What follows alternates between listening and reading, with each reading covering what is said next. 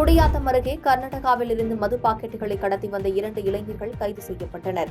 சேலம் மாவட்டம் குடியாத்தம் காட்பாடி ரோடு பகுதியில் குடியாத்தம் நகர போலீசார் ரோந்து பணியில் ஈடுபட்டுள்ளனர். அப்போது மோட்டார் சைக்கிளில் சந்தேகத்துக்கிடமான வகையில் வந்த வாலிபர்களை நிறுத்தி சோதனை செய்தனர். அதில் அவர்கள் வைத்திருந்த பையில் கர்நாடகாவில் விற்கப்படும் அட்டை பெட்டியில் அடைக்கப்பட்ட 81 மது பாட்டில்கள் இருந்தது. இதனைத் தொடர்ந்து அவர்களிடம் தீவிர விசாரணை நடத்திய காவல்துறையினர் குடியாத்தம் பிச்சனூர் காளியம்மன் பட்டியில் உள்ள காளியம்மன் கோவில் அருகே வசிக்கும் அண்ணாமலை மற்றும் சரண்குமார் என தெரியவந்தது. இவர்கள் பெங்களூரில் இருந்து அட்டை பெட்டியில் அடைக்கப்பட்ட மது பாட்டில்களை ரயிலில் கொண்டு வந்து மோட்டார் சைக்கிள் மூலம் வீட்டிற்கு செல்லும் போது போலீசாரிடம் பிடிபட்டது தெரியவந்தது. பின்னர் காவல்துறையினர் இருவரையும் கைது செய்து அவர்களிடமிருந்து அட்டை பெட்டியில் அடைக்கப்பட்ட 81 மது பாட்டில்கள் மற்றும் மோட்டார் சைக்கிளை பறிமுதல் செய்தனர். பாதகம் செய்பவரை கண்டால் நாம் பயங்கொள்ளலாகாது பாப்பா, மோதி மிதித்து விடு பாப்பா, அவர் முகத்தில் உமிழ்ந்து விடு பாப்பா.